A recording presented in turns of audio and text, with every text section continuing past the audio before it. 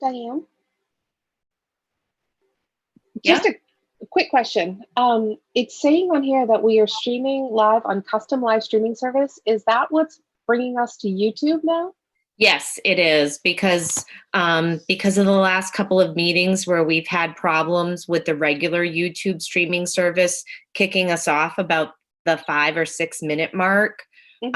We've amended the way that we're getting onto YouTube and are finding that we're not having that same glitch happen. Great, thank you. You're welcome.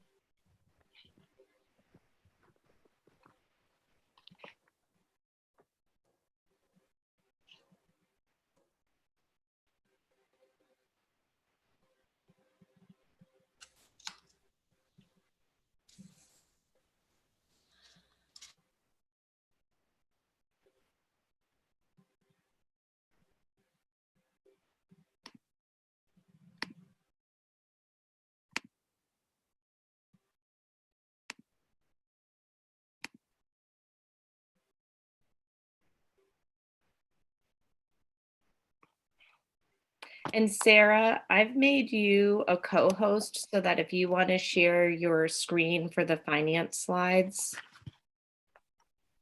is that helpful? Sarah, I'm not sure if you can hear me. I can hear you. I am just on my, let me try and figure it out. Okay.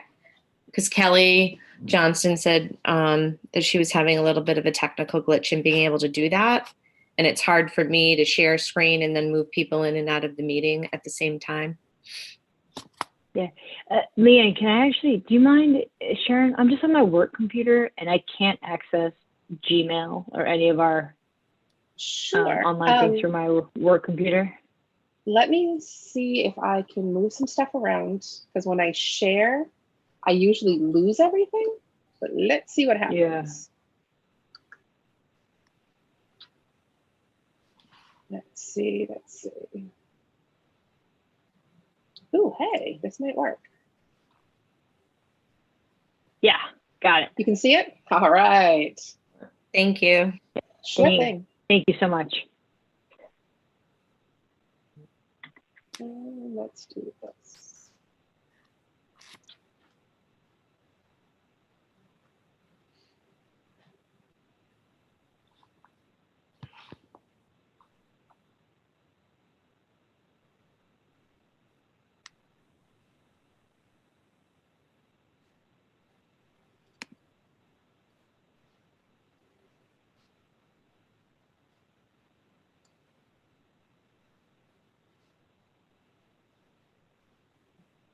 Okay, just waiting on Nick. I'm gonna give him another minute or two.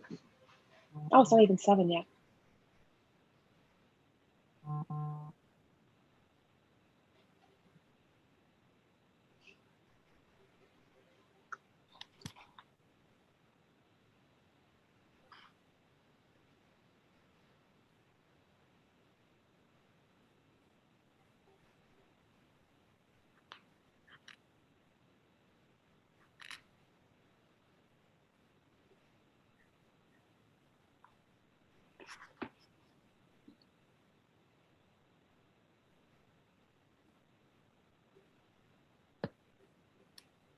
I didn't realize how messy my kids' playroom is. Do you guys have a blue hand when you're a panelist? Because I don't have one anymore. Oh, no, I just noticed I don't either. You don't when you're a panelist, yeah. So how do you want us to just raise our hands? There's a raise your hand button. Oh, wait. I have it when I'm a panelist on my Mac. If you go under participants, and then it brings that window up, it should, at the bottom, it should say invite, mute me, and raise hand. Oh, yeah. I see it now. Right. I will say I am not seeing it on my Mac either.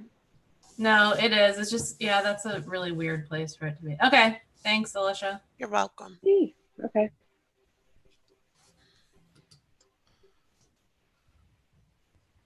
Well, I have managed to get everybody onto a screen tonight, so that's a good start. So if there's trouble, just raise your hand and I will see you. There you go. April says she can't get in. Uh-oh.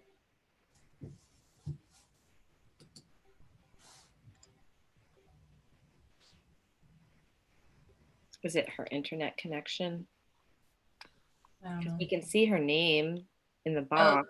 it says she's just an attendee. Can you promote her maybe, Diane? It looks like she is on the panelist list because I see her box. Like the way I have everything set up, I can see everyone who is a panelist, and April is hold coming on. up in the panelist list. I think it's her phone that's in there. Oh, so she might be in there separately in two I think Oh, places. yeah. And they're separate as phone and video. April, are you in? I think that's, Because I don't see her name on the attendee list.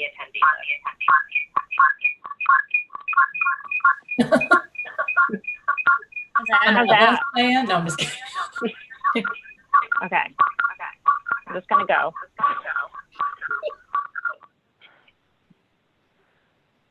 Diane, I do see that Max is in as an attendee. I don't know if you wanted to promote Oh, him. absolutely. Yep. Thank you. Thank you.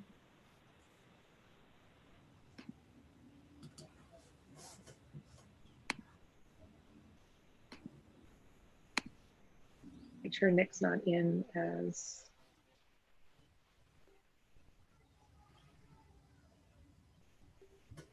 Nope. Hey, Max. Hi. Hello. All right. Given that we have quorum, I'm going to go ahead and get started for tonight. It looks to be maybe a busy night. So I'd like to call tonight's business meeting and fiscal year 21 budget public forum to session for Thursday, May 21st. May I please have the attendance? Sure. Ms. Durgan, Here. Mrs. Giftos, Here. Dr. Gill, Ms. Casalonis, Here. Ms. Layton, Here. Mrs. Sider,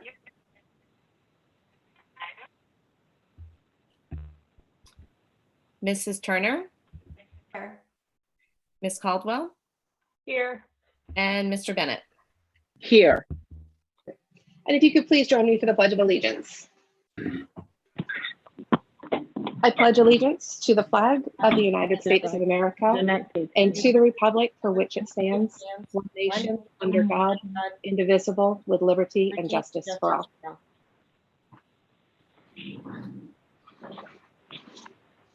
Okay. I do have a couple adjustments for tonight's agenda. The first being that we are moving 5.0, the School Board Finance Committee update, until after the budget public forum. And I'm also striking 7.2, the motion to go into executive session, from tonight's calendar. Are there any other adjustments? No, Leanne, can we just clarify why we're moving the public comments? I don't want people to think it's for anything other than what it Sure, actually sorry. is for. Thank you, Sarah. I meant to mention that in there. This was done for a couple of reasons. One being the board felt it was very important to hear from the community tonight. Wanted to get your perspective on where we were before making any recommendations or comments on where we stand with the budget process as it is. And if there's anything else that you want to add, Sarah, please do. Yeah, just that later tonight we'll be, like you said, we'll be making recommendations to Leadership Council on some adjustments, and we want to make sure that we take into all the feedback that comes and either add to that list or take things off. So that's all. Thank you. Thank you. And before we go into the public forum section, I do just want to make a couple of reminders that there are two options to provide public comments during the forum tonight. You can email us if you don't want to speak at publiccomment@scarboroughschools.org.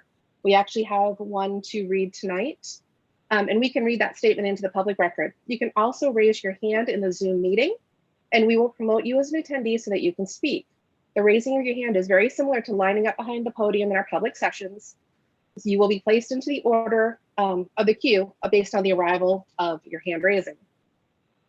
Due to recent issues in other districts with their Zoom meetings and security, we are asking that you use your legal name to be recognized for public comments tonight. Please state your full legal name and address, including a town if you are not a Scarborough resident, for the record. Each member interested in speaking is invited to comment one time for approximately 3 minutes. We will do our best to keep the time consistent among the participants. Please refrain from directing statements at or about individuals tonight, and please also note the board will not be replying to or responding to any comments that are made. And with that, I'd actually like to start with the email that we received to kick off the public forum. It comes to us from Jennifer Jublis, and to whom it may concern. I would first like to thank you for your service to our town, particularly during this difficult and unprecedented time. I know the town and community are currently challenged financially, and I can only imagine all of the difficult decisions being faced by our public officials.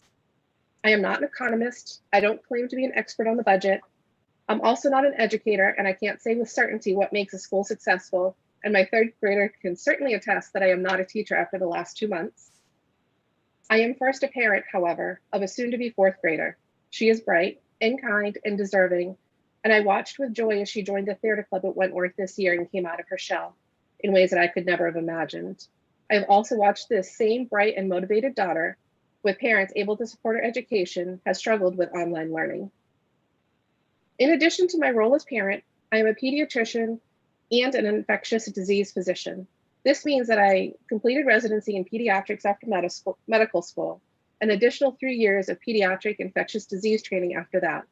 So while I am not an expert in education and not an expert in economics, I do know a bit about public health, infection prevention, and have spent as long as anyone trying to figure out how to confront this virus in our community, and specifically in our children.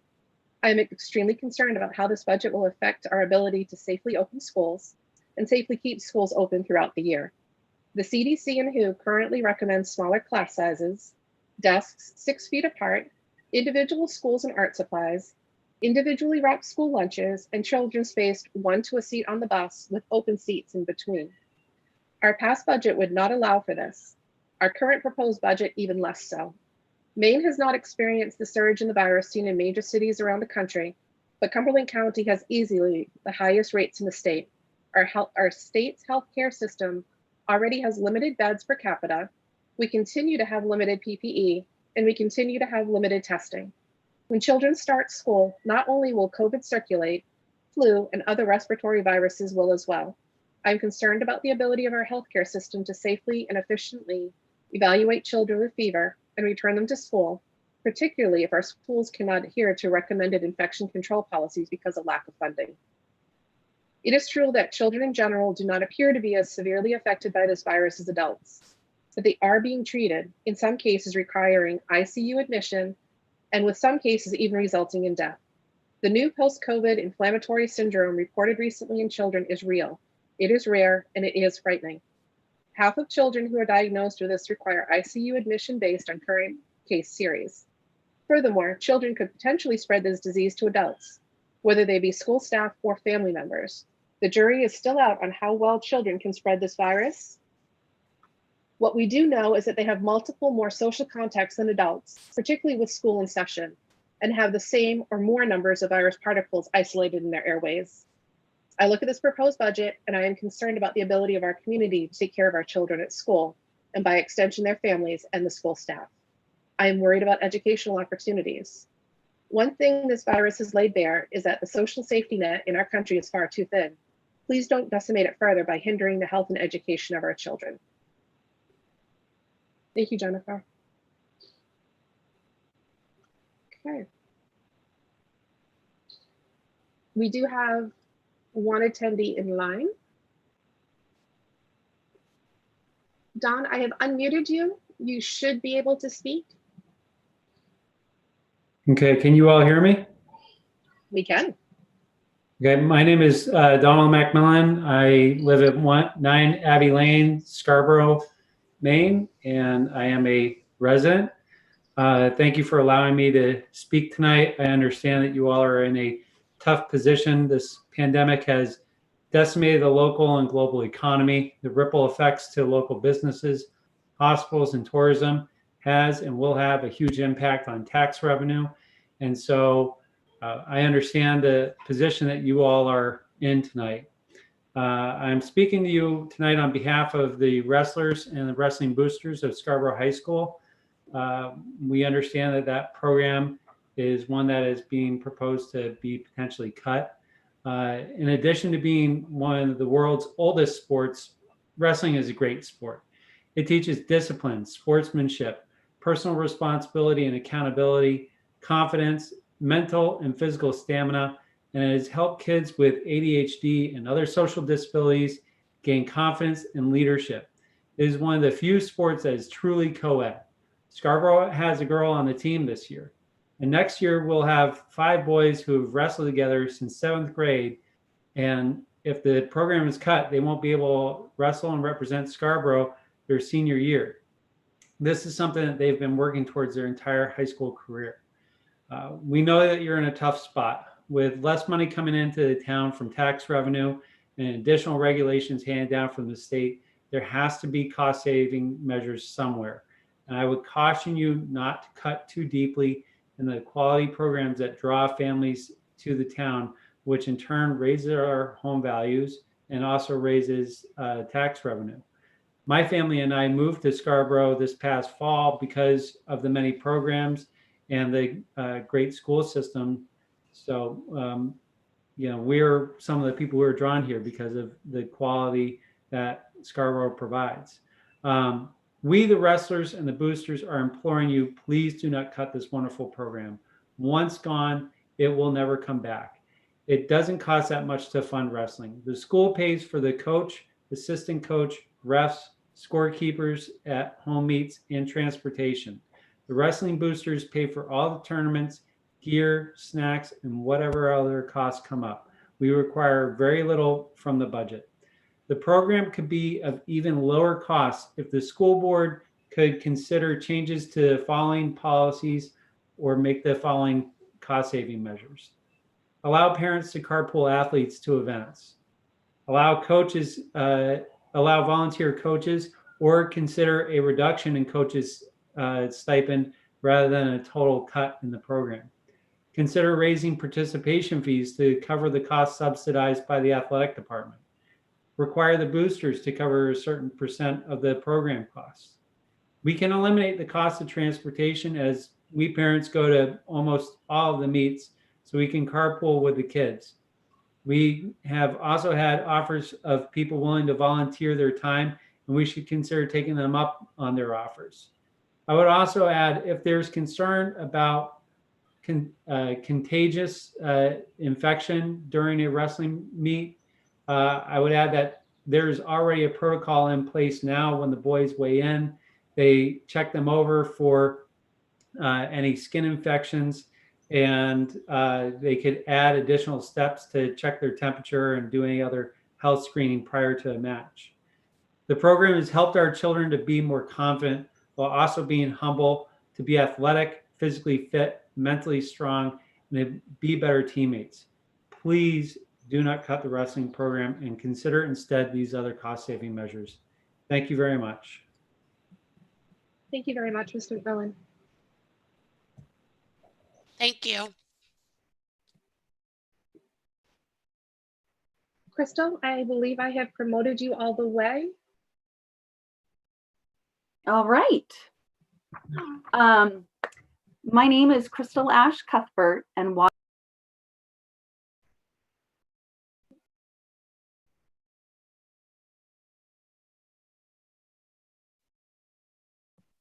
Crystal, I think we've lost you. can you hear me now? I can now. Okay, thank you. My name is Crystal Ash Cuthbert, and while I live in Wyndham, my heart is in Scarborough. I've been lucky enough to teach the wonderful kids of the town for now 26 years. Tonight I am talking to you, however, as the president of the Scarborough Education Association, which represents the educators and support staff in Scarborough. We are disappointed, quite disappointed, that the board has chosen not to put ratification of the faculty contract on the agenda tonight. At the last meeting, you said that you needed further clarification from the town council, which I believe that you have gotten over the 2 weeks, and yet it is still not on the agenda. It is of a T8 agreement, which is tentatively agreed. And so why that is not being acted upon, we still are not sure. This action or lack of action continues to devalue and disrespect the people who work most directly with the children of Scarborough. And tonight we're also disappointed that the Board of Education has not pushed back more with the town council. For your charge is to do what is in the best interest of the students of Scarborough. You have not met that responsibility that you took an oath to do. So tonight, the educators of Scarborough respectfully ask you to put ratification vote on the next school board meeting, and to publicly oppose anything that the town council suggests that is less than a 2%. Thank you. Thank you.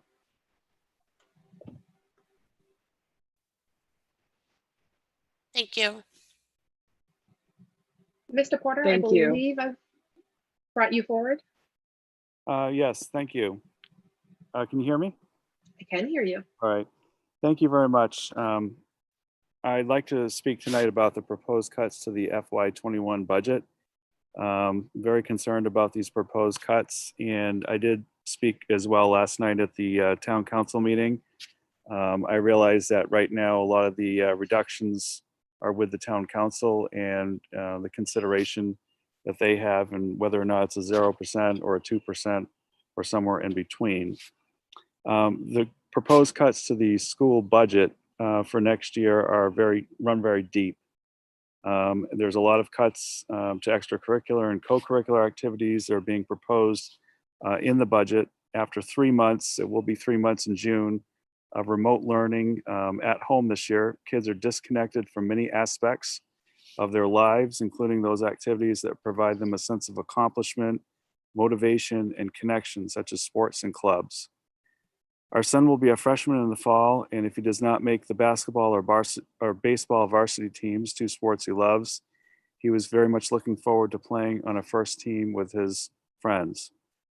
However, he and his friends now are upset to learn that they may not be able to play at all because of a nominal budget cut, and this will greatly impact their lives after 2 months of unprecedented at-home learning. Our daughter went through the middle school a few years ago when 7th grade sports were also cut, as well as the language program at that time. And again, those things are back, or at least the 7th grade sports is back on the chopping block this year. The constant cutting and restoring of activities that kids love and look forward to is especially difficult and saddening given the isolation and mental health of our kids over the last couple of months with the COVID crisis. This is simply an extension of this crisis for many of our kids, and looking at the long list of athletics and clubs being considered for reduction. We realize that the Board of Education has been put in a tough spot. You've been given a mandate by the town council, or at least direction by the town council, to cut expenses, I think in an extraordinary way that you can't possibly meet without cutting the quality of the education that we have. So I will continue to, I will be going to the June 3rd public hearing. I also will be speaking up, and I'm urging everyone I know as well to do the same in order to restore, or at least make sure that there's no further cuts in the school district budget for FY21. If there are other possibilities that we can look at in order for us to save programs that are most important to kids, I would urge the board to do that. And I would also urge you to continue advocating, as I will be, to make sure that the school district budget is not reduced any further from its initial proposal. I think the more people that can speak up, the more we can let people know that our district is worth funding, and I'm very concerned about it. And for those people who say that teachers shouldn't get a raise next year, I saw that article in the Scarborough Leader today. I would just say this, teachers have more than earned that 2% raise for next year over the last 2 months. I can tell you the amount of hours in work that I know teachers have had to put in learning a new model of education they certainly have earned that 2%, if not a lot more than that.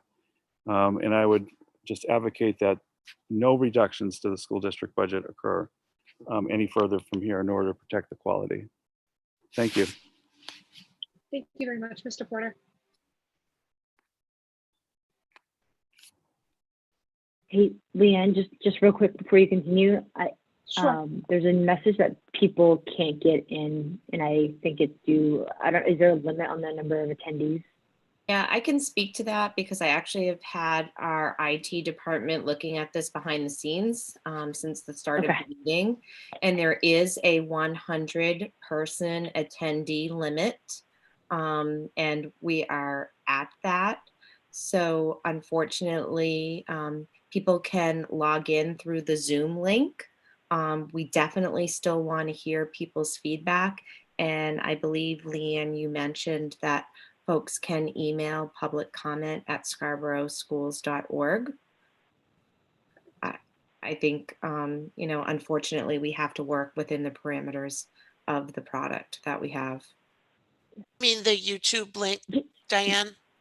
The Zoom license that we have has a webinar limit of 100 attendees, and we are at that 100 number.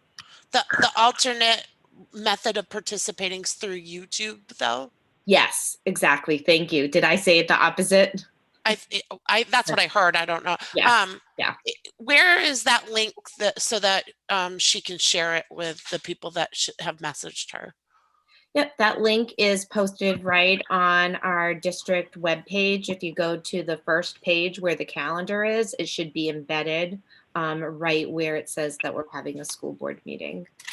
Okay, thank you. You're welcome. I apologize.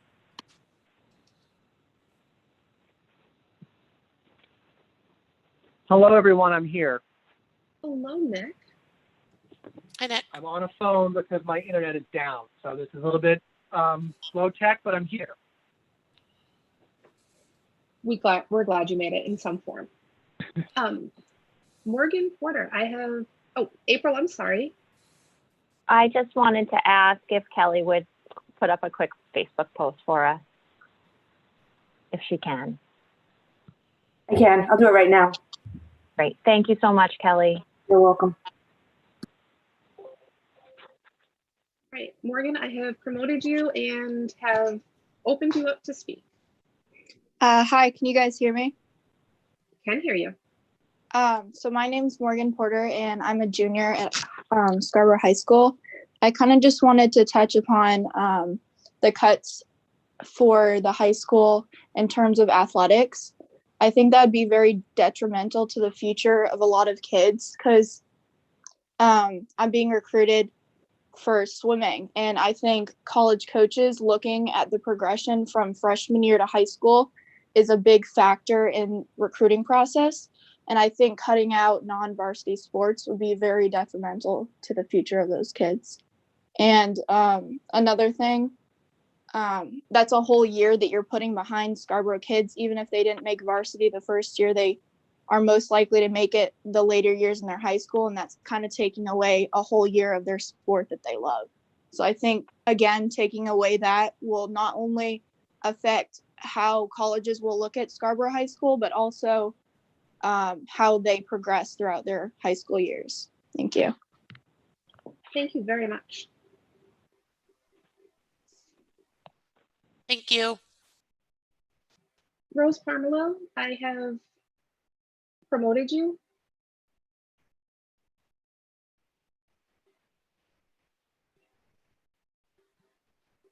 I think you just need to come off mute. Oh, there we go. Am I loud enough or am I too loud? Nope, perfect. Okay, because I get really excited. Some of you might remember that. My name is Rosemarie Pomerleau. I'm a teacher at Blue Point School. I've been a teacher for Scarborough for 19 years, and I'm proud of that. But I'm very concerned right now. I thank you all for your service, and I don't want any of your shoes. However, I think we need to stand up and find a way to work together and fight for our kids. Our kids need sports, our kids need teachers, and we have no idea what we're going to be walking into in the fall. And I'm proud of our teachers. I'm proud of the people I work with, and I want us to fight. I want us to educate our community and find a way to find the money to provide free and appropriate education. Thank you. Thank you very much. Thank you.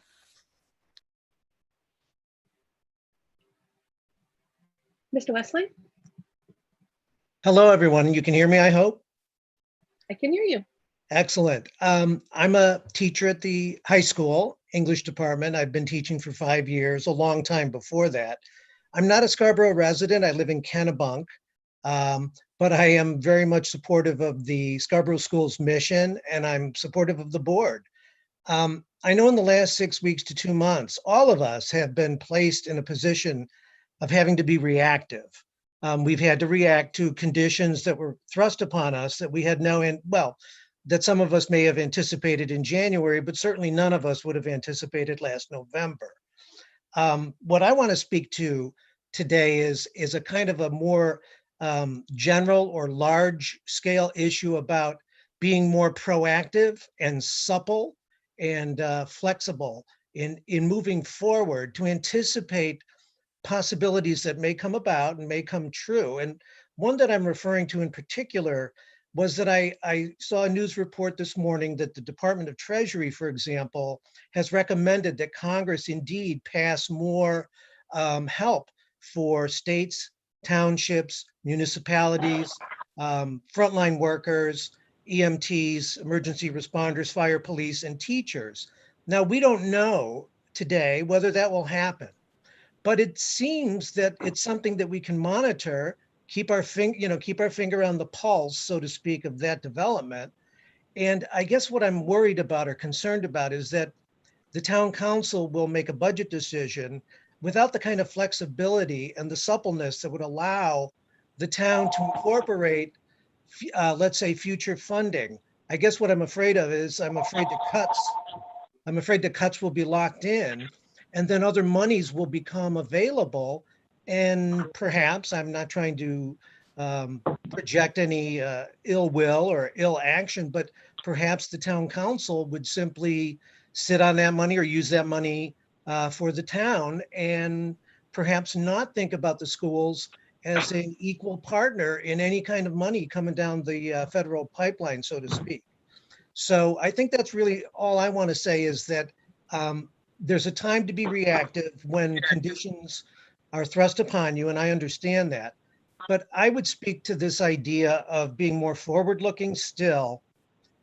We know we're going to have to be in the fall. We don't know what conditions we're going to encounter. But I definitely want us to keep in mind future federal funding that could alleviate at least the need for some of the cuts. Thank you. Thank you very much. Thank you. Denise Blaine, I have promoted you to be able to speak. I think you just need to take yourself off mute on your end. Hi, can you hear me?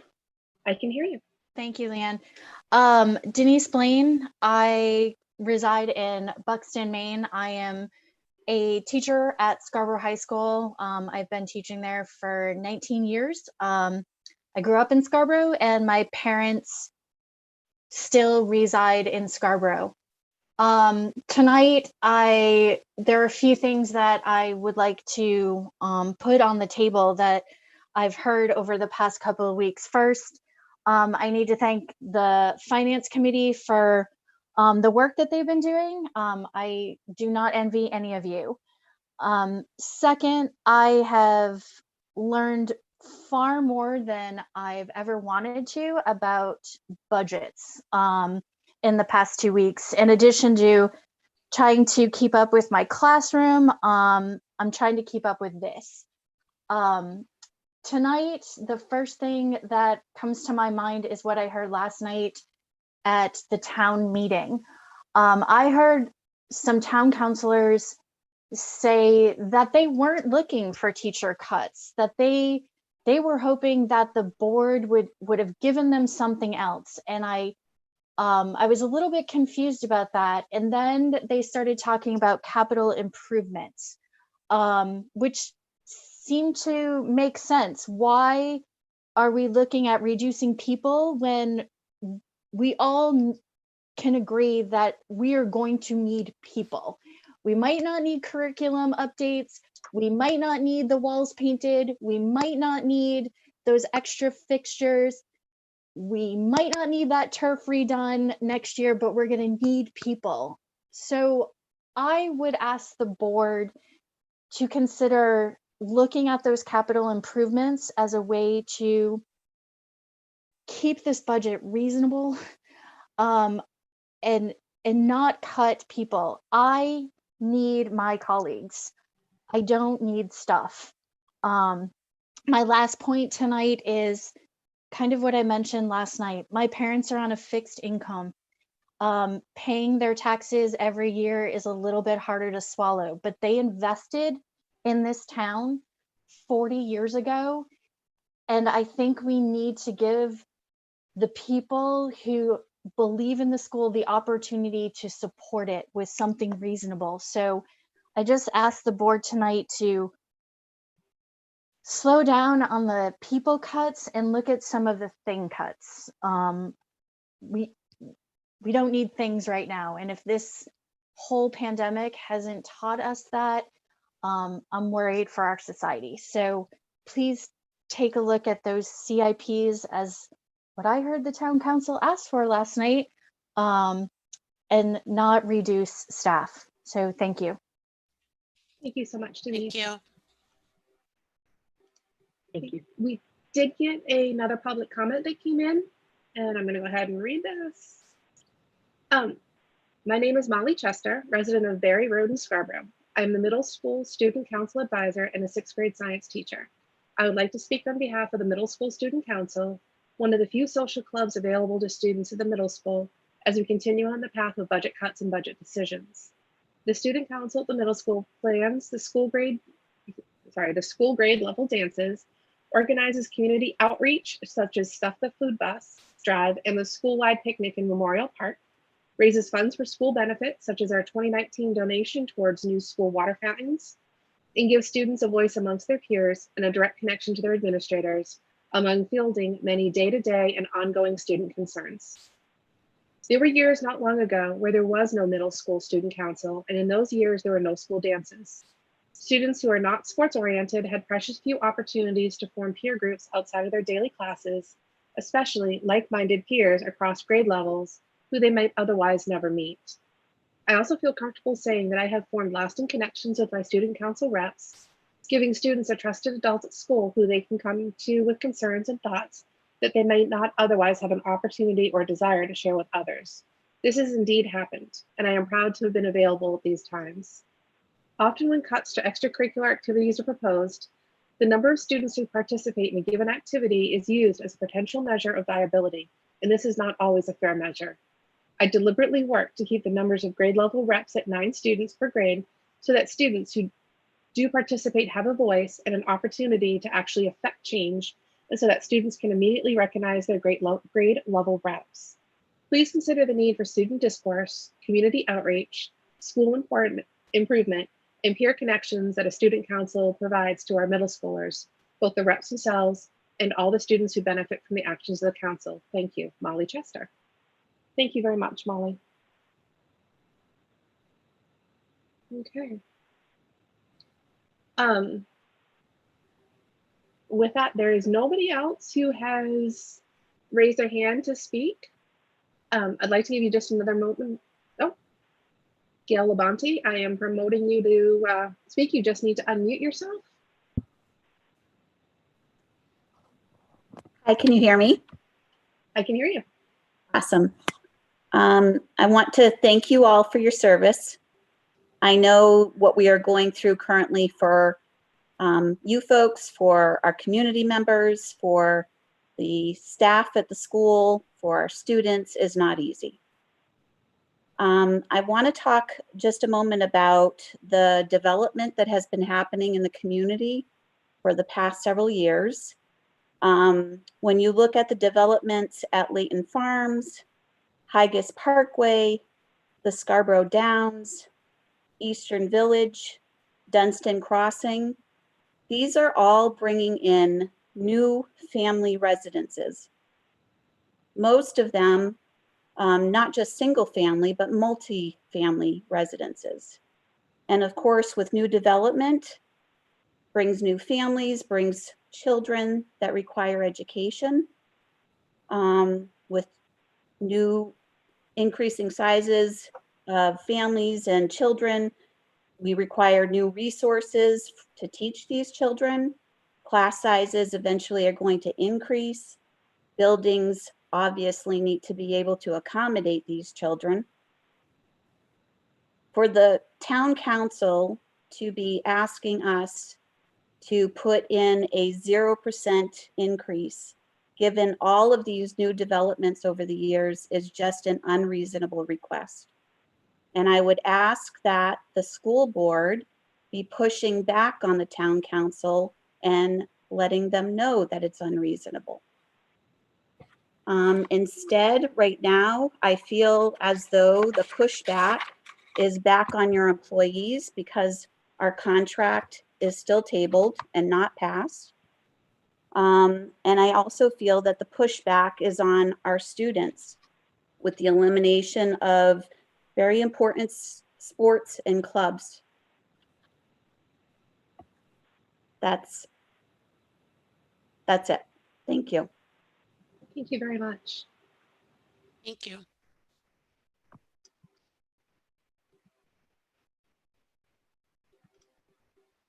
Patrick, I've promoted you to speak. You just need to take yourself off mute. Thank you. I'm Patrick Reagan. I live at 5 Howard Lane in Scarborough. I have 3 children in the schools. I teach at Wentworth. I've taught at Wentworth for 21 years. A couple of things I'd like to say. I appreciate everybody's effort and the work they do for Scarborough schools. I know it's difficult and challenging times, but a couple of points I'd like to make is that one is people. You can't replace people. People are what matters. It's what affects kids every day. We've seen it with our remote learning, is that the kids really, they really need each other. We need the teachers. That connection could be lost if we're making deep cuts into the schools. And I'd ask you to think about that a bit. I know it's been touched upon a little bit. I think we need to think about the kids and what really matters.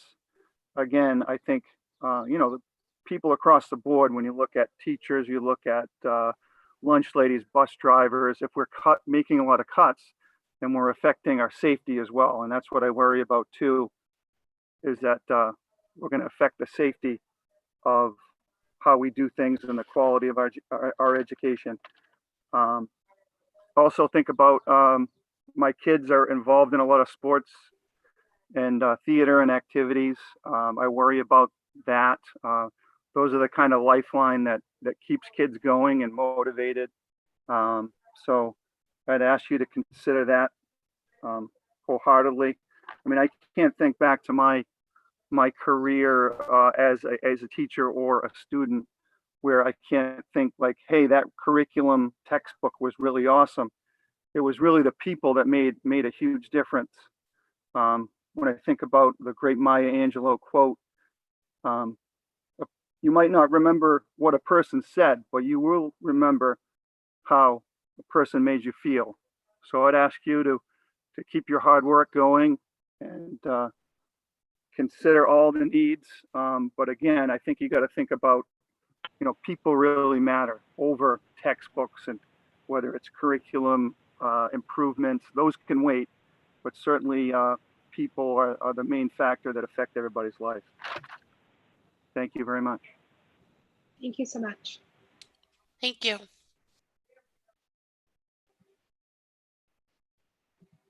Sheila Taylor, you've been promoted. You just need to bring yourself from mute.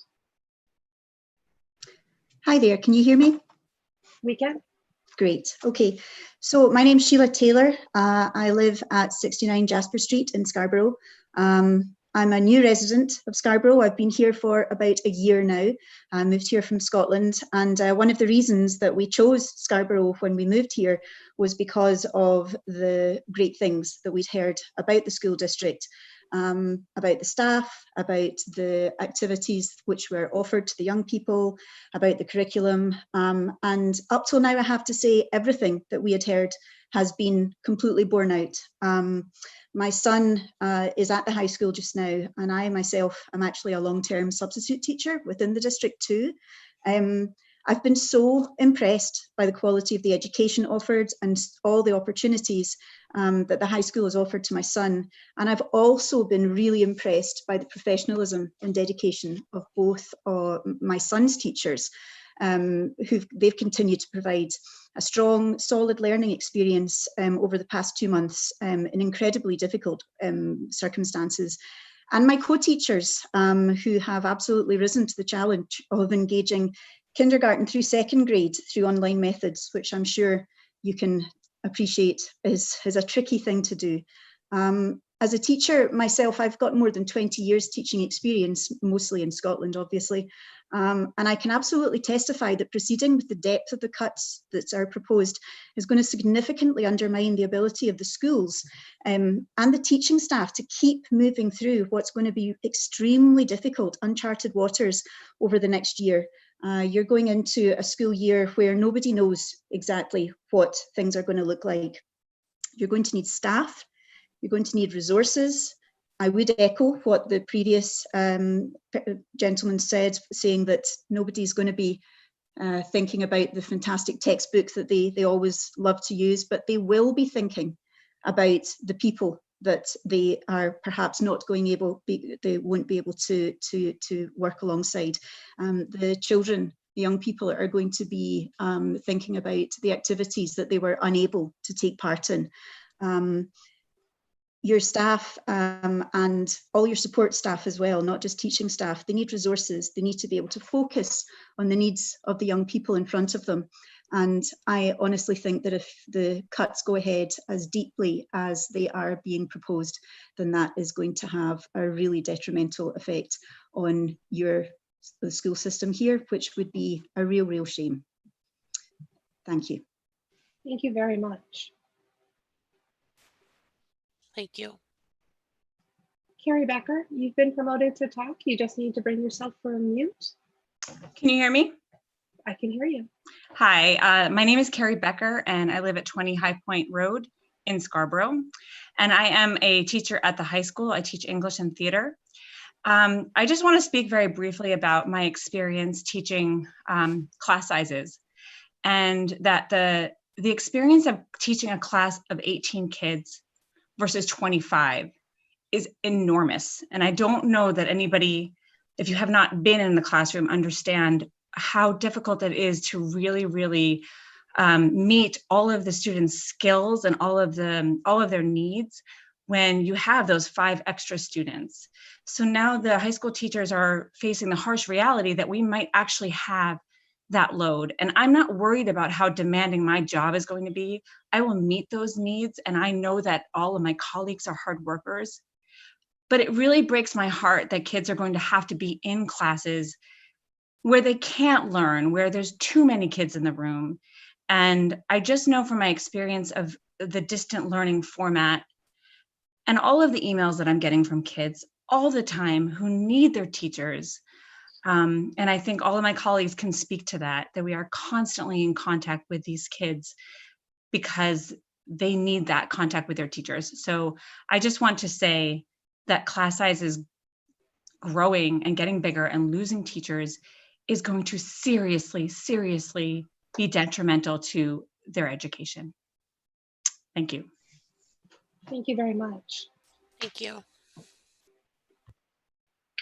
We have received a few emails in the box. I'm going to go ahead and read those.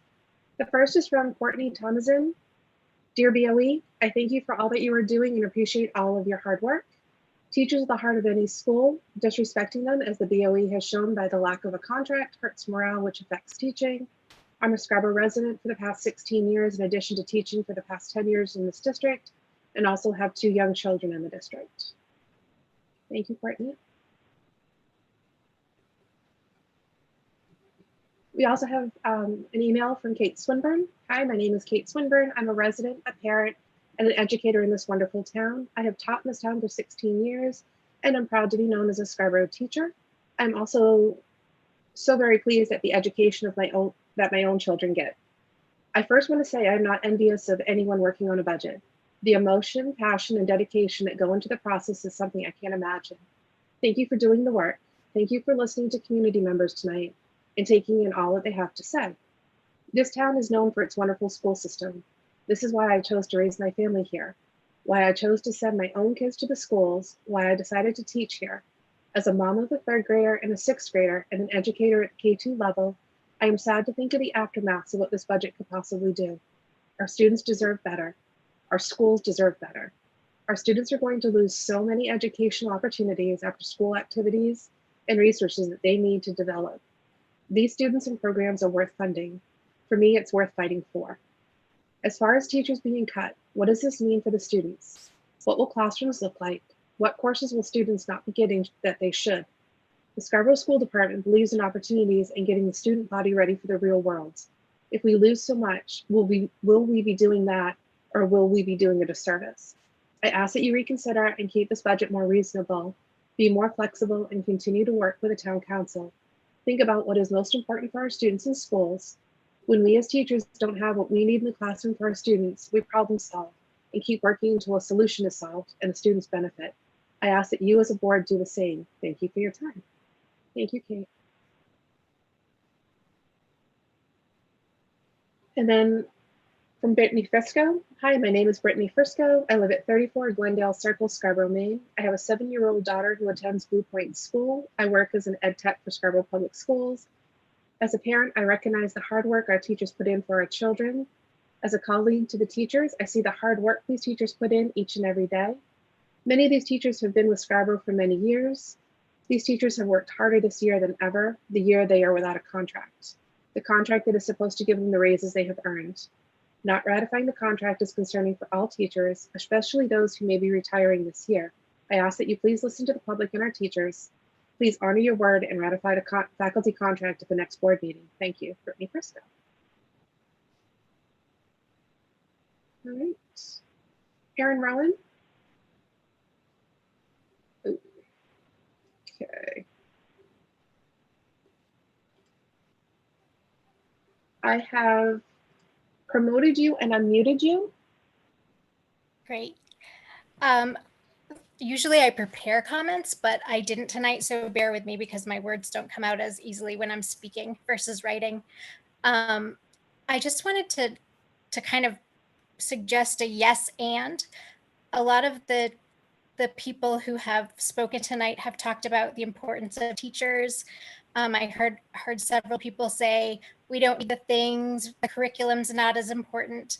But as the parent of students who are very likely to fall through the cracks, one has an IEP and one has a 504, I would argue that it's all really important.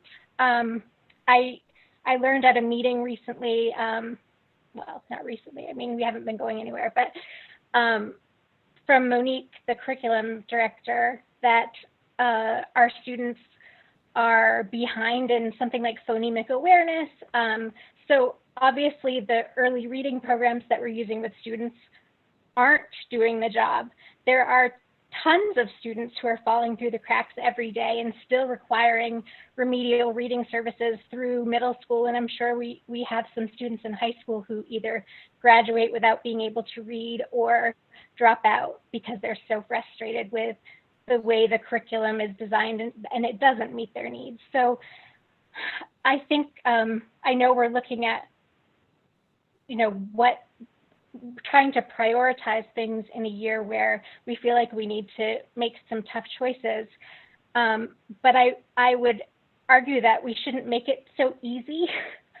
I'm not going to offer up anything that I think should be cut because I think we've been operating on some pretty lean budgets for the whole time I've lived in Scarborough.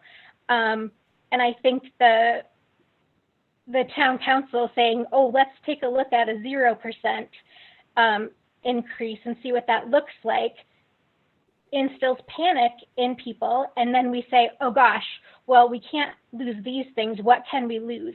And I don't want to make that job easy for them. I think that 0% is ridiculous, but I'm not going to say, but 2% sounds great, because anything below level services sounds absurd to me and actually quite dangerous, given the extras that we'll need to be thinking of in the coming year. I also wanted to, I sent an email earlier, so I'm not sure everybody's had a chance to see it, but what Mrs. Chester said really resonated with me and was kind of what I was trying to get at with looking at clubs that are that have lower enrollment than other activities, clubs and sports. And I think she made a really good point that we need to think about, like, who are the kids who are at these clubs, and can they get those needs met in other ways? I told you guys the story about the wrestler who was honored at the meeting last year, and he looked like he's just this big gentle giant. I don't know his name. I know nothing about this kid, but when I heard about the wrestling cuts, I just thought of him and thought, where else does he fit in? My kids don't play sports at all, but I just think of all the kids who have one place where they fit in. And I don't want you to think that because there are only 7 kids on this team or in this club that it doesn't matter, because it might matter more than the activities that have high enrollment. Yeah, I think that's all. Like I said, I normally wouldn't jump in without preparing comments because my brain isn't great at this time of night, but I felt like it was important to say those things. So thank you. Thank you, Erin. I appreciate that. Thank you. Thank you.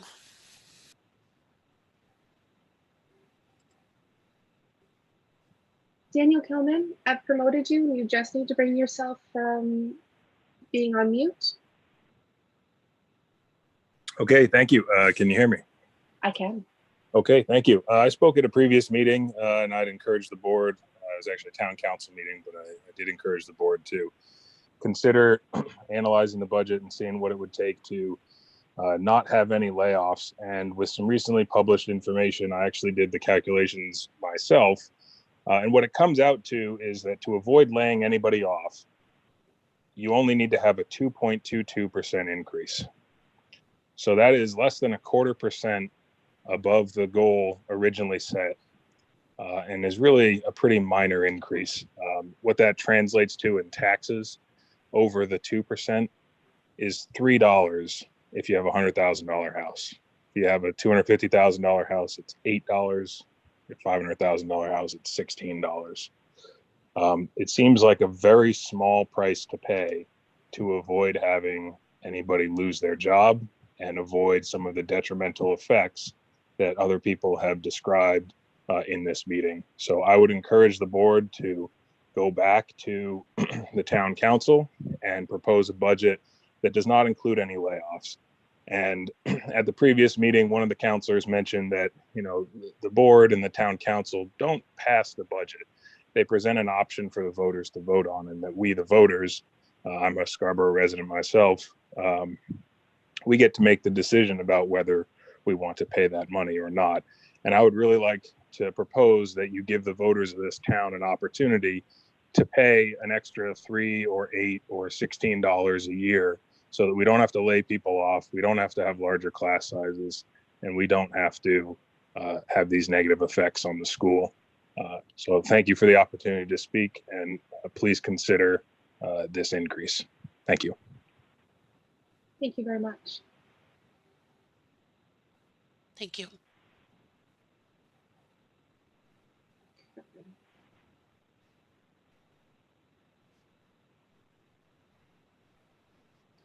All right.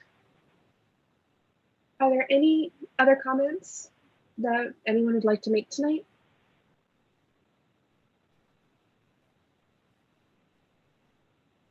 Leanne? Yes.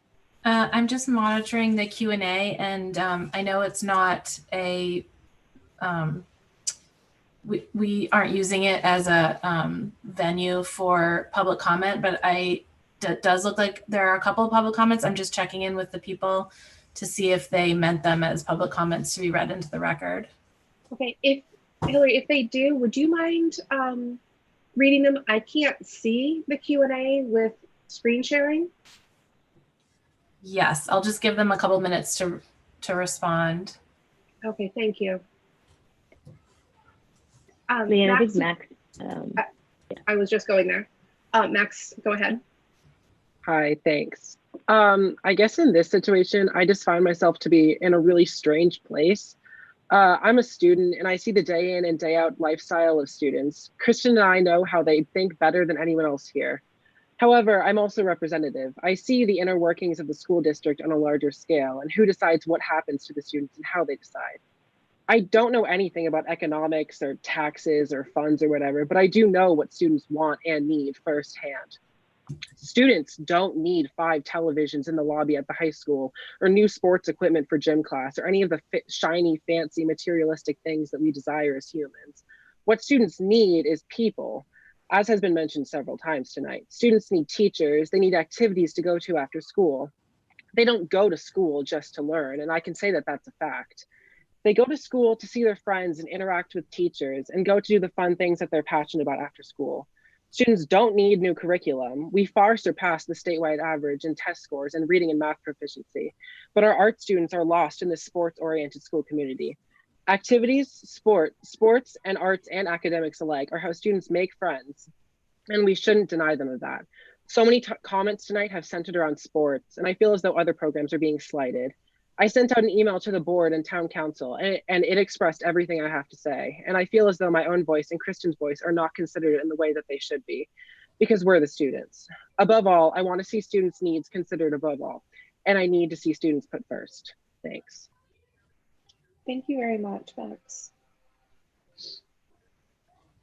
Thanks, Max. So I do have a public comment, Leanne, if you're ready for it. Yes, please. I'm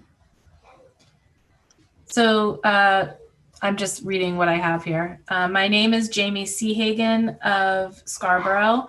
I feel that any cuts to the sports programs would be awful for our kids. Sports allow for social interaction, physical activity, and connections to others. When kids feel connected, they feel good about themselves and in turn then do better in school. Teachers are our lifeline for these students. They give so much to the kids. They are certainly not paid or respected nearly enough. I feel that the students should be our first priority.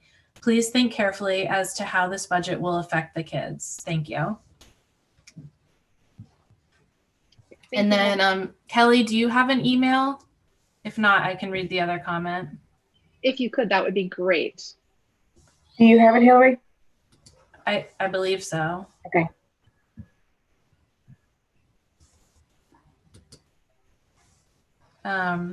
So I have another comment from Margaret Clements, also known as Peggy Clements.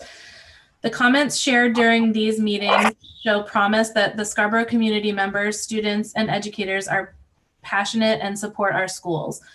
Through my 31 years as one of your educators, the greatest advancements in SPS has been when all come together in support of our kids. Thank you all for taking the time to speak out. Together, we will do what's best for kids. Thank you. I do have one other, and it's from Brett Coffin, 46 Evergreen Farm Road, and it was a question. In my opinion, students are the VIP stakeholders. With this in mind, have students ever been consulted when creating or slashing a budget? I'm talking about a cross-section of demographics from 12 to as low as students care about their education and have opinions. These young people know what is of value to them and what is of a lesser amount. It would help reduce the political theater, maybe. Thank you very much, Mr. Coffin. Cool. All right. There is nobody else in queue. I'm going to just give it one more minute in case anyone changes their mind and wants to say anything.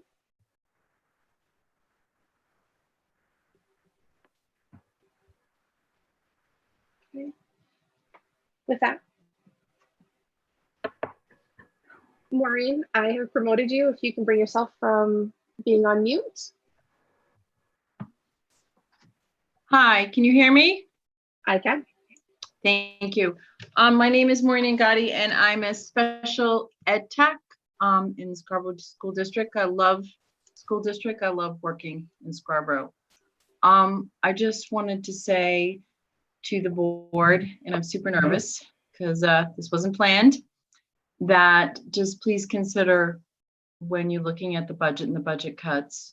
My concern is how it will impact the students now and what we'll be facing in the fall. And I just, you know, when you're looking at the budget cuts, I'm just thinking about how it will impact the students. So that's all I had to say. Thank you. Thank you very much. Thank you.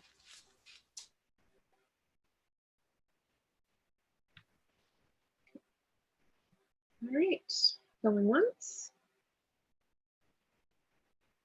Right. Before I close out the public comment section, I just really want to thank everybody for taking the time to share your thoughts with us. It is necessary to hear from the community. So we appreciate that you taking the time, whether it was via email or speaking, very much appreciated. Okay. With that, moving into the School Board Finance Committee update.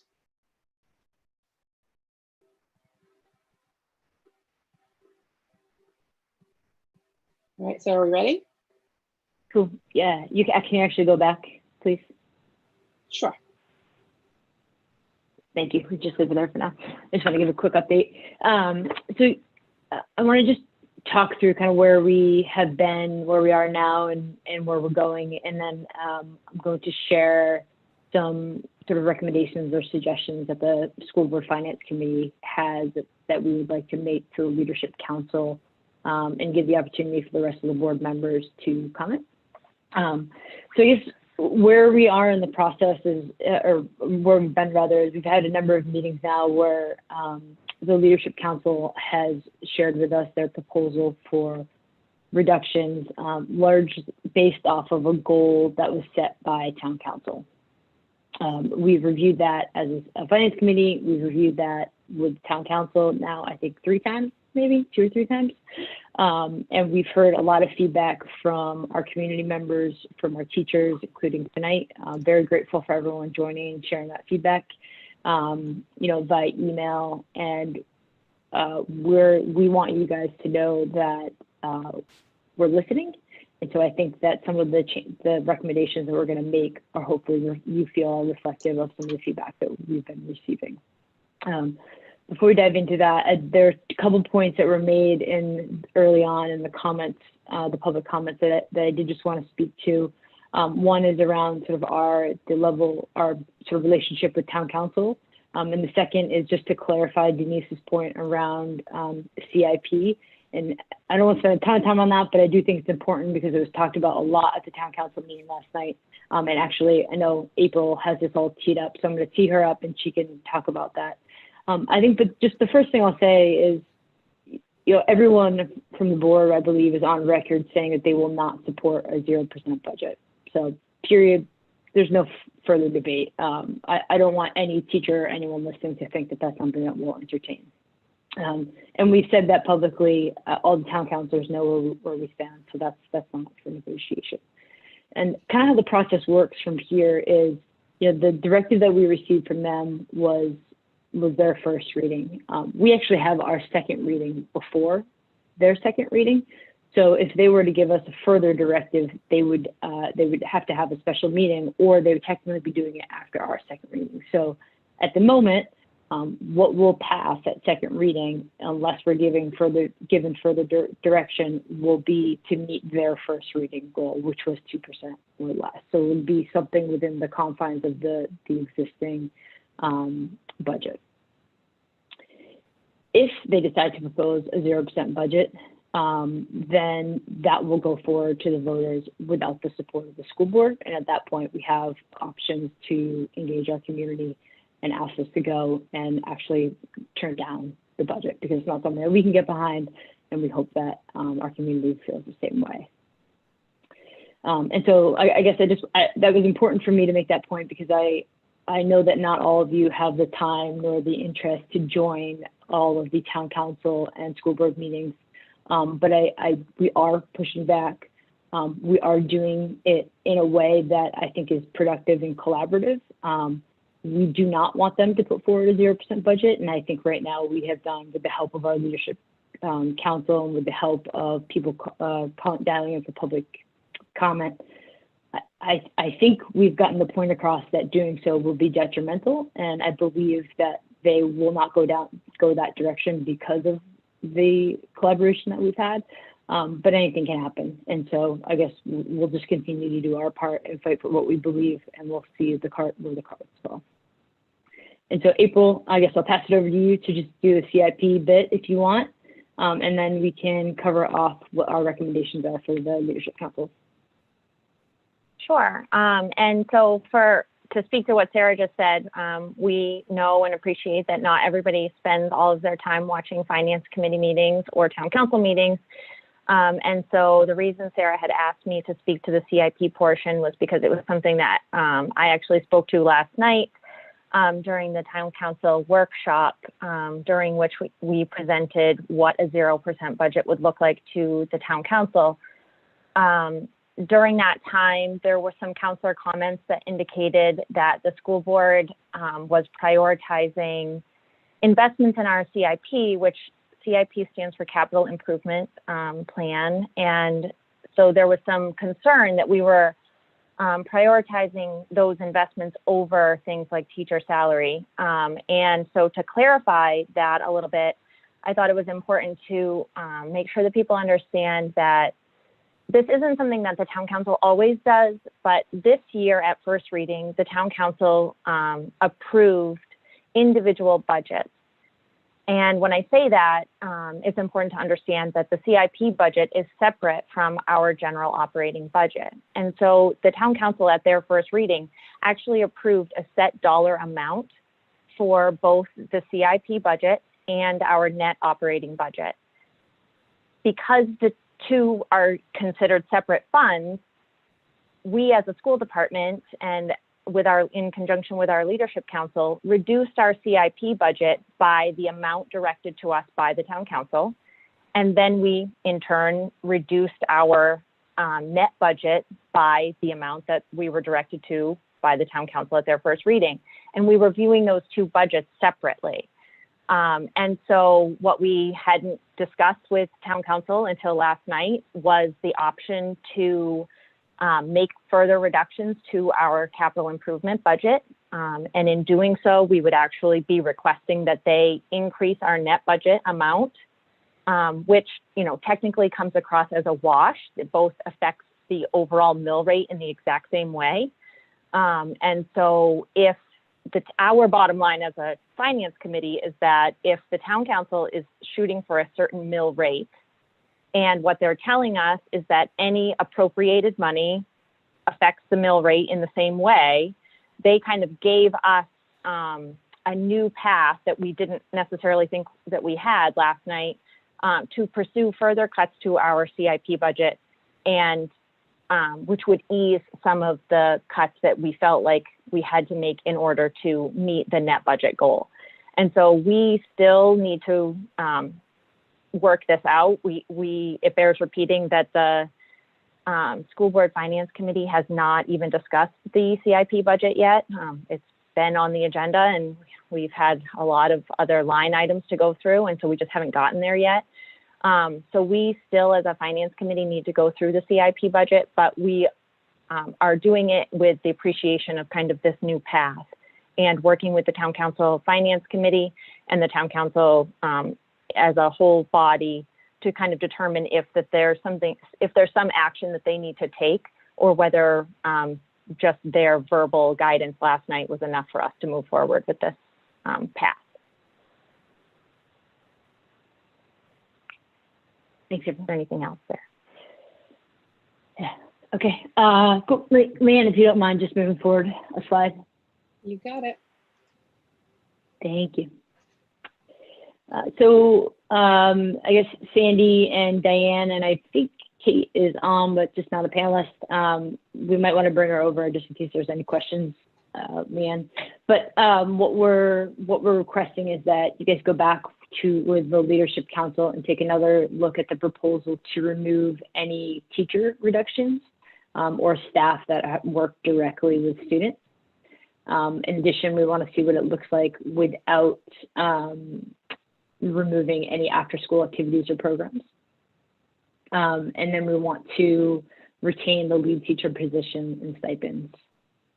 And we'd like to, obviously, we're suggesting adding stuff back in. So we think that there's opportunity to make reductions in other areas, such as the new curriculum, so deferring that.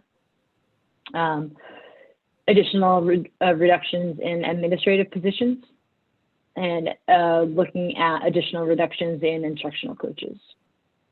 The final thing that we'll request, and I brought this up at our last meeting, but I don't know that it ever really came to a resolution or an action that was taken, but we would like to look into getting additional funding from boosters as an interim strategy to potentially keep and retain some of these sports and after-school programs.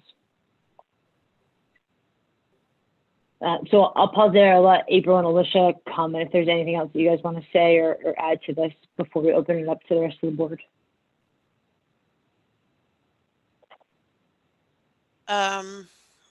I support these recommendations, and I'll speak more globally about the budget when it's my turn. Thanks, Sarah. Okay, same. Yep. Any comments or questions from the board or from Sandy and Diane? I would just add that I know this has been challenging work for everybody, and the clarity of your recommendations is going to be helpful to us, and we will take those and work with them. And I again think that it's been a long haul for everybody, and whenever you take reductions in any school budget, it can become one's passion, and I appreciate the input from the public and our teachers. And again, the board, I appreciate that you've come to a place that you can direct the administrative team to further develop this budget. So thank you. Max? Thanks. This is great. I really like what I'm seeing right here. I just had a question involving what you meant by remove any after-school activities / programs. I know one of the things that I noticed on the document was a lot of stipends for advisors. So does that include like the stipends for the advisors or directors or coaches or whatever? Yeah, I mean, it's an extracurricular activity, right? So maybe we should make that clarification. It's like part of it. Okay, yeah, cool. Yeah, thanks for bringing that up. I mean, I think we should include that in there. I don't know, April and Alicia, if you guys agree. That's that the co-curriculars and the stipends should remain in the budget. Is that the clarifying question? No, yeah, they either should remain or be included. So what we've asked is for the after-school activities and programs that to be removed from the reduction proposal, meaning it should be added back into the overall budget. Right. So do we want to include extra Mac? I assume what you're talking about is like Key Club. No, what I was asking is like the advisors of, when you say that the budget for an after-school activity, are you including what you pay the advisor? Like you're not cutting the stipends for the advisor, so the club would have to fund the advisor. I think that at least my position as and again, I'm not saying this to imply that you should be watching the finance committee meetings, but as I've indicated in the finance committee meetings, my position is that I think that we should retain those programs and whatever it takes to make that happen, whether it be retaining the funding for it or thinking creatively to obtain other mechanisms to ensure that they continue. Okay. Yeah, I think, Max, maybe to further clarify, and Kate can correct me if I'm wrong here, but what's in the budget for a lot of those programs is the stipend. Okay, cool. That's what I was asking. Yeah. Yeah. Sorry about that. I was on mute, but I was going to say you guys way over answered Max's question. Sarah got it in the end. I enjoy long-winded responses. Pot calling the kettle black there, Hillary. I know. So I thought a lot about everything, and I thought about preparing like a prepared statement, and instead I decided to just put some notes down.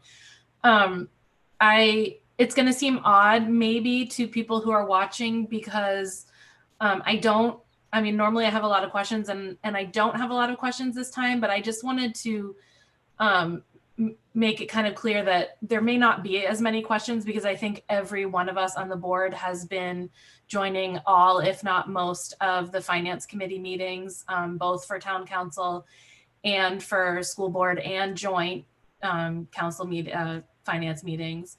And so I'm pretty well versed, certainly better than I have been in other years about what has been going on. And so many of those questions have been asked by the finance committee because they've dug in and spent so many hours going through all of the budget itself and then further with the reduction. So I want to thank you, the three of you that are on finance, for doing all of that extra work. And I just want to also say that these are all recommendations that as we've been going through, as I've been going through and listening to your conversations as a finance committee that I can support. I certainly don't want, I want the least impact to students as we can manage. I know that everything has an impact to students that we do in the district, but I'm more concerned with the direct impact as opposed to the indirect impact. So so this looks kind of funny on the slide because it says remove any teachers, but you mean remove it from the removal list. So I agree with that. I don't want to remove any teachers who have any direct or staff who have any direct student impact.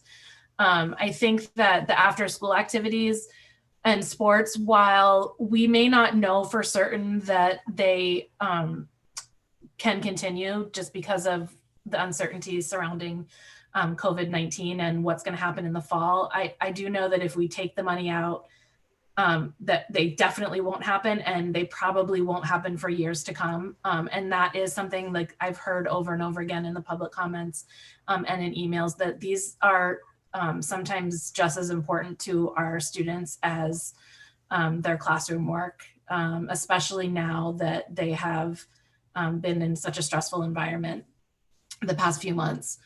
I also agree with deferring the new curriculum for however long we need to, and the reductions in the administration and the instructional coaches.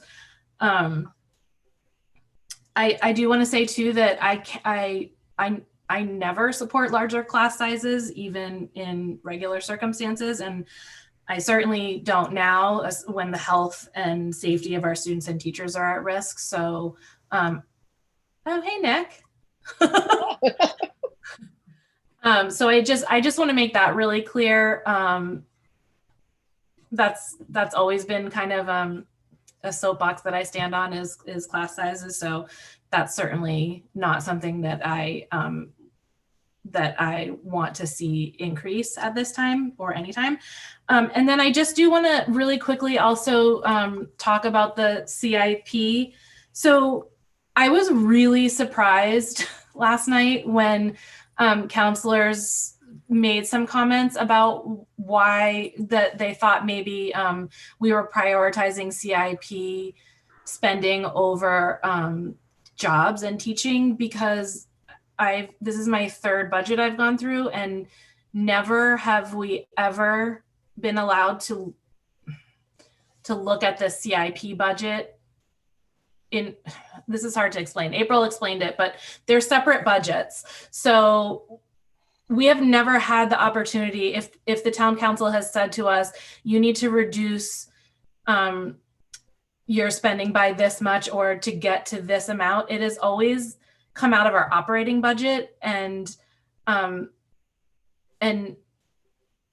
so I don't think any of us realized that there was an opportunity for that to be a one-to-one, where if we take out money from our CIP, we could add it back into the operating budget, because we've never been able to do that before. So I guess I'm interested to find out if those rules have changed, or if that's a possibility now. I think, I personally think that's great. And I want to make sure the finance committee looks into that. I guess I feel like we've been playing a game and with certain rules, and they kind of got changed maybe last night. And if they are changed, then great, we can work with that. And if they're not, then I just want to put it out there that we're not prioritizing capital improvements over operating expenses. So that's it. I think I'm done. Thanks. And I guess I think I copied you guys all on it, but there is an email that I sent earlier today to Peter and Paul just to clarify the position on CIP and give us more direction. Okay, thank you. And thank you again for the work you've done. I've been to more finance meetings than I can count, and you guys are doing a really good job digging into everything and asking all the questions that I would ask myself. So I just want to say again, if it seems like I'm not or any of us aren't asking as many questions as we normally do, it's because I think we have had an unusual involvement already. Thanks, so. I am not able to raise my hand, but I was in behind Hillary, so I'm just going to be really brief. I really want to start by thanking our administrative team. I know how much effort it took to recreate the budget in a matter of 2 weeks, from that first reading of town council to where you were able to present those tiers.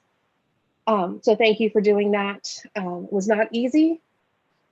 I'm also incredibly appreciative of everything that our finance committee has done. The hours that you have spent, the millions of questions that I know I have asked each of you, other board members have asked, and you've been able to answer them, in addition to digging into all of those line items, for asking some really hard and often unpopular questions of our staff as we went through every single expense area looking for alternative options. Thank you for doing that. Thank you also to the community, whether you have spoken tonight, you have sent emails to us. You're right, the damage that could have happened was pretty big, whether it was permanently removing programming or sports or activities from our curriculum that, as we know historically, are almost impossible to get back as budgets. We just don't get the leeway to bring those things back in future budgets. So taking them is not ideal. I am really excited about the fact that we're looking at an alternative way to get those back into the budget and not reduce this, especially where students who've been gone for so long, the last couple of months where they've been isolated, they're going to need these activities more than ever. This is where they get their socialization. This is how they reconnect with their peers. And it is so critical to learning in addition to what happens in the classroom. Taking activities away is not a solution. Increasing class sizes, especially as we've heard a couple of times tonight with COVID-19, also is not an option, especially when we get down to the K2, where we're busting at the seams. There's no room now due to increased enrollment. We need the staff that we have. We cannot lose staff, and it would just be unconscionable at this point to balance a budget on students and staff alone. I would like to add one additional request. Along with the boosters funding, I'd like for us to look at our policies. And are there options for us to modify policies that would allow more volunteerism so that we don't have to pay stipends? Can we look at alternative ways, as Mr. McMillan mentioned, about bringing our athletes to events that would allow for more social distancing? It would reduce the expenses to the district because we're not incurring busing costs or fuel. The parents are there at those activities. Can we bring them to these events? Also like to look at whether or not there's some opportunity perhaps with increasing some of the fees that are associated with these as a short-term solution to raise in addition to booster funding. Could we do that to bring us over this point? I totaled up what all of the after school activities would be across all phase levels, and we're looking at approximately $158,000. I'm pretty sure we can find that somewhere in order to retain these necessary things for our students and for our staff. So thank you again for all of the work that you guys have done. I am really excited about the changes that are being proposed tonight. Max, your hand is up still. Did you have another comment? Nick? And you're on mute. I know, thank you. You can hear me, right? Yes. So before I actually read my statement, I just want to thank my fellow board members and the community for bearing with me as I stressed over technology tonight. As you can tell from my backdrop, we're in a different place, and the internet was supposed to be easy to set up, and hours later it was not. And thanks to my husband being very patient with technical support, we are now online. So I will thank him as well as Spectrum, and he can hear me. So I'm going to read I do have a written statement I want to read. Last night at the Town Council Joint Finance Workshop, Town Manager Tom Hall shared some of the additional cutbacks that he and the town are willing to make in order to help minimize the tax burden on our citizens while still maintaining as much service to our community as possible. Among the proposed was a voluntary reduction of cost of living, COLA, raises from 2 of the town's 3 collective bargaining units. It is important to note that these were not salary cuts, but reductions in the COLA amounts. In other words, they're smaller raises for employees within those particular unions. And I would like to thank those bodies for their gesture of collaborative goodwill. As a school board, we have a similar task with a larger budget, more CBAs, and most importantly, the well-being of our students to consider. There is no doubt that academics, as traditionally defined, remain the foundation of good education. And I completely agree with so many people that spoke tonight on that topic. However, today's student experience occurs as much outside of the classroom as it does within, which is why this is one of the most important tenets of 21st century education and why our task is so challenging. Our district leadership team and the board finance committee have worked really hard and really diligently across all 4 phase levels to try and balance the impact of these potentially devastating cutbacks. However, even with the most aggressive of the tiers presented, it does still include all the fully negotiated salary step increases and COLAs for 4 of our unions and tentative agreement for 1 that still has an outstanding contract. I know this is tough to ask, but I would like to ask all of our unionized employees in the Scarborough Public School District to contemplate stepping forward as these 2 town unions did. No one is asking for anyone to take a salary reduction, but perhaps a slightly reduced increase from the agreed upon amounts for FY21 could make the difference in funding some of our programming and maybe keep a few more people gainfully employed. In a time when 1 out of 7 people that are employable in our country is brushing up their resume, a small concession like this in pay could make the world of difference to someone who might otherwise find themselves in line at the Department of Labor. Thank you. Thank you, Nick. Alicia? Thank you. So I just, some of what I want to say, I've said at finance meetings, so it may be redundant to those people who have watched all of those meetings, but we have received feedback that people think it's important to hear where we stand. So I do want to spell that out again tonight. I support the Finance Committee recommendations as I'm a member of the Finance Committee. It's a difficult recommendation to make because I recognize the amount of work that's gone into the presentation and the proposals that have been made. And my recommendations come after hearing feedback from a number of teachers and students and parents concerned about the proposals. And it's not to say that I don't value the other things as well, because I do. But I did hear the feedback and again, there were a lot of themes, and I think that these reductions fell within those themes. And so that's why I've made that recommendation. As it comes to the teacher's contract, I've said that I will not support any reductions in teacher positions or programming until I know we've turned over every rock in terms of other reductions. And unfortunately for me, that means a delay in ratifying the teacher contract. I know that that's not a popular opinion, and it wasn't a difficult decision to arrive to. And I've had some real ethical dilemmas about that, but I think that it was the responsible decision. And until I really fully understand what the continued budget development means, that's my position, unless if I can be persuaded otherwise. And I'm not gonna talk any more about that, because I've heard the feedback loud and clear that that part of it is pretty meaningless when you're deciding to table that decision.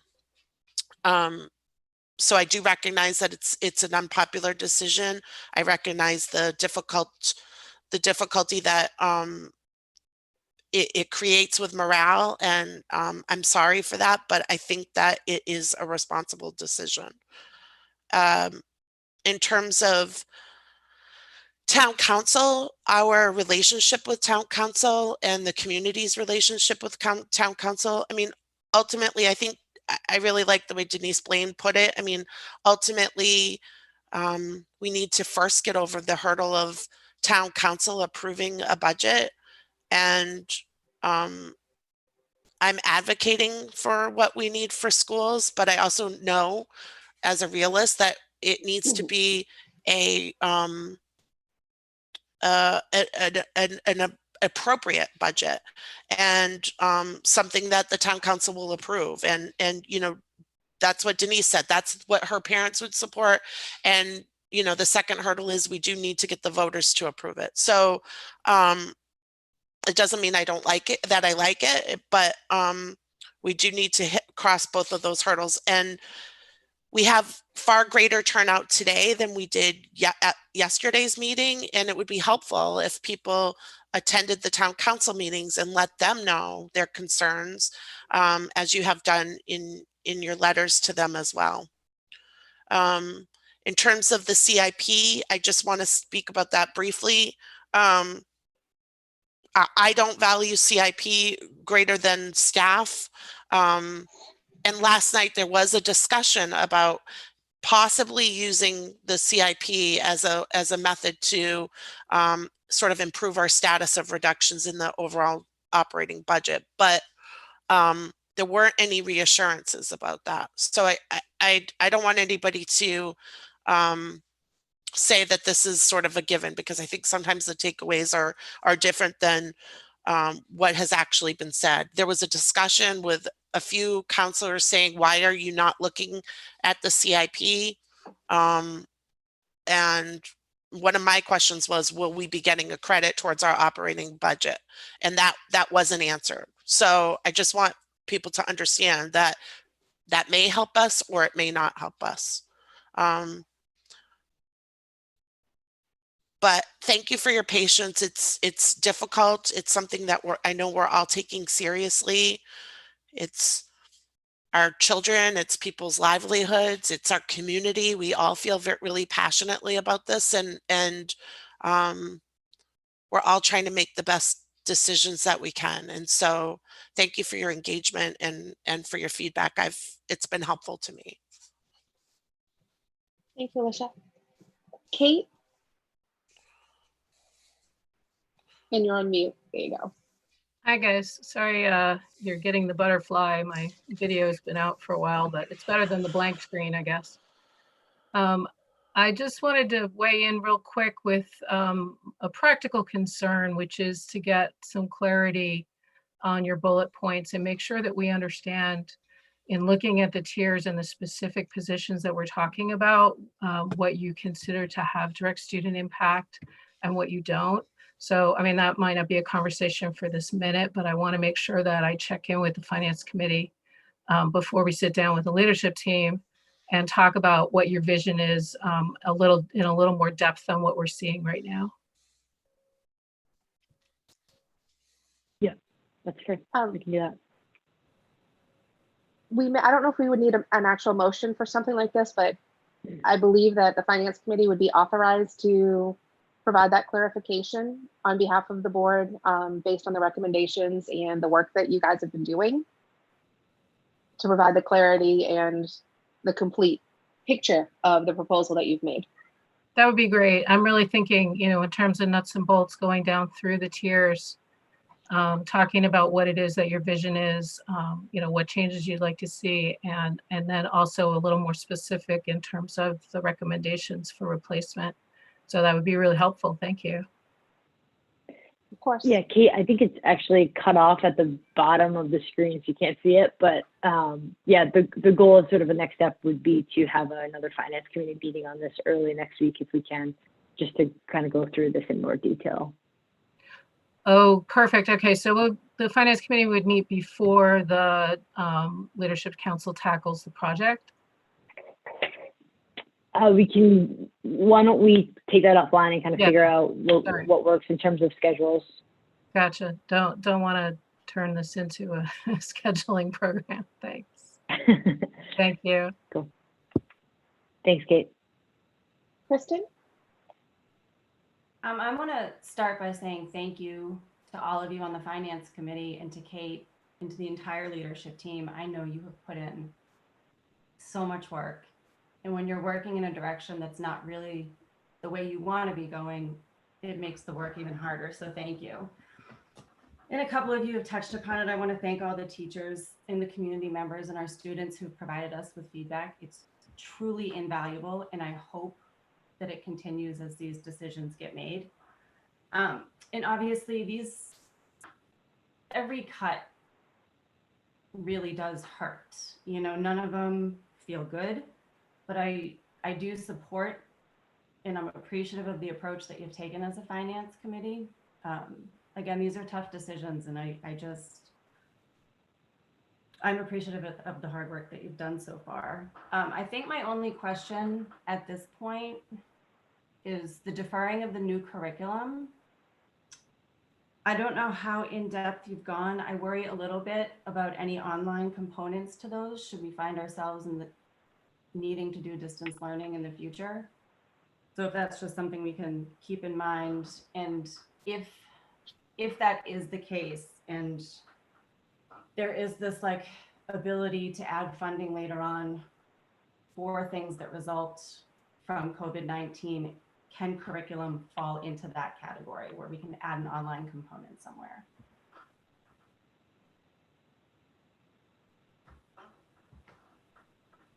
Thank you, Kristen. In Thanks, April. yeah.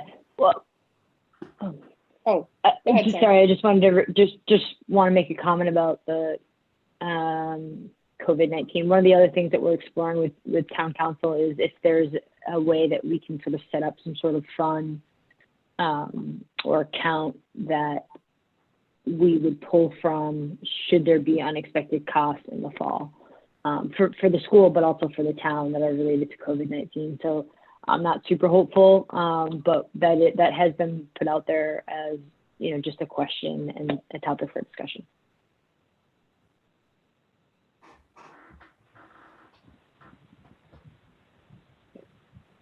And April.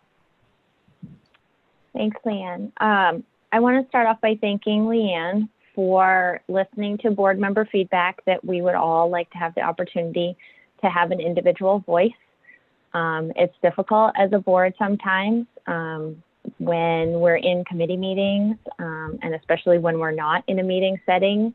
We don't have the authority to speak as school board members as individuals. And so this is really nice, Leanne, that everyone has had the opportunity to say their individual thoughts. So thank you for this time. I have a lot of talking points and I wrote them down.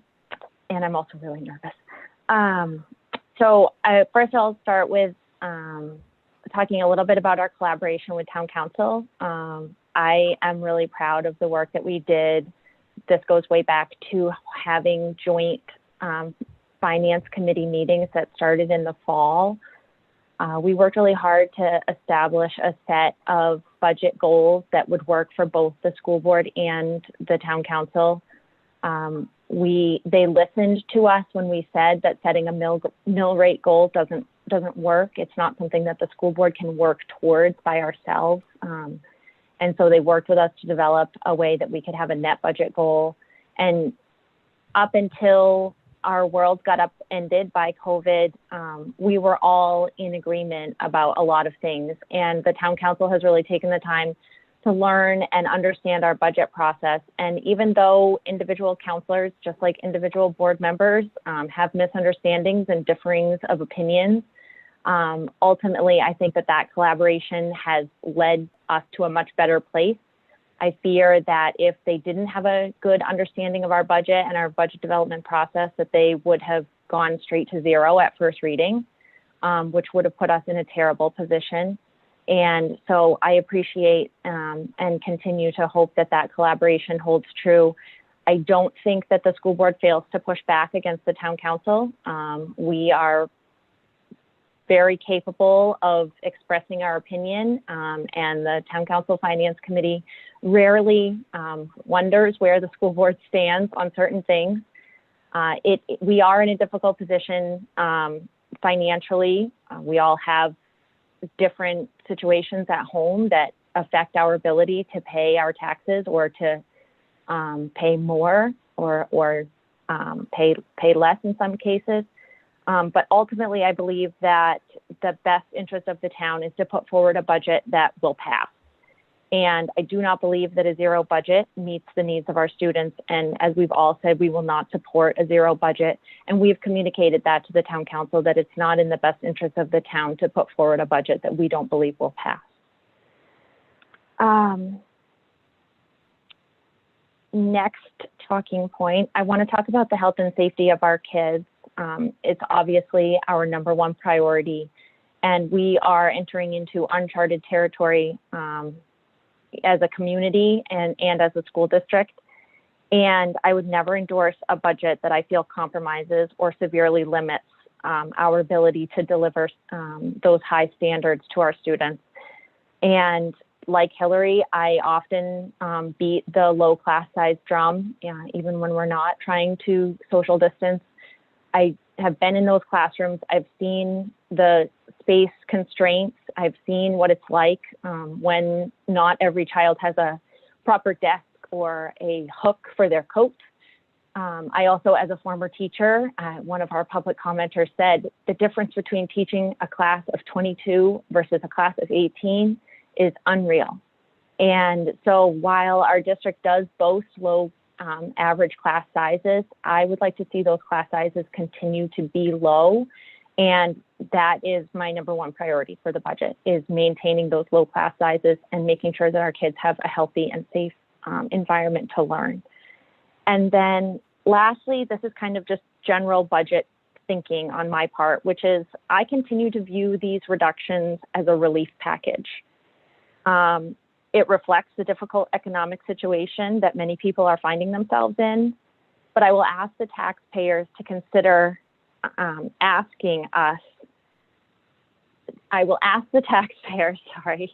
to consider that asking us to keep a flat budget, which, given an increase in our operating costs from year to year, actually results in a significant decrease in our operating budget, means that our school system has to commit to going without those things for an entire year. We are not in a position that the taxpayers may be in, where if their economic situation changes, then they are able to enjoy some of the things that they cut back on when they were enduring difficult times. As a department and as a town, we will have to go without until the next budget cycle. And I just don't think it's reasonable necessarily to expect us to go without all of these things for an entire year, not knowing what September is going to bring, not knowing what November or January is going to bring. And should the economy rebound, we will not have the opportunity to reinvest in our schools in a way that is sustainable for the community next year. And so we need to think about what this reinvestment looks like. And it should not take the school department 10 years to recover from what I view as a relief package. I doubt that the taxpayers will support more than a 3% mill rate increase next year. And I also understand and am very sensitive to the fact that some of our taxpayers that are on a fixed income cannot support more than a 3% increase next year. And so a modest increase to the mill rate this year that comes along with fewer reductions will be more affordable and more feasible for our community over time. The budget continues to be a work in progress, and I am grateful to those who take their time to sit in meetings and to guide us and to answer our questions. And thank you for everybody who shared their concerns with us tonight. Great, thank you. All right. I believe that concludes the committee update. Moving into new business. A motion to accept the meeting minutes of the April 9th, 2020 meeting as presented. So moved. So moved. Second. Thank you. Diana, if we can go ahead and do the vote. Sure. Ms. Dorgan? Yes. Mrs. Giftos? Yes. Dr. Gill? Yes. Ms. Castellanos? Yes. Ms. Layton? Yes. Mrs. Seither? Yes. Mrs. Turner? Yes. Ms. Caldwell? Yes. Mr. Bennett? Yes. Thank you. The last item is our adjournment. Before we adjourn, again, I know we've all said it multiple times tonight, but thank you so much to everybody who took the time to speak, who has sent us emails, who has shared their thoughts and concerns, or who's just watching. I do think that one of the greatest pieces of what has happened is the ability to be having a meeting in this format. It has just definitely increased participation, and for that, I am really grateful. Is there a motion to adjourn? So moved. Second. I'm going to assume no discussion and we can move straight to vote. Ms. Durgan? Yes. Mrs. Giftos? Yes. Dr. Gill? Yes. Ms. Castellanos? Yes. Ms. Layton? Yes. Mrs. Seither? Yes. Mrs. Turner?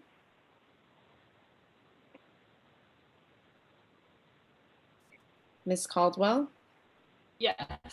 And Mr. Bennett? Yes. Yeah. Excellent. Thank you, everyone. Good night, Have a great everybody. long weekend. Thank you.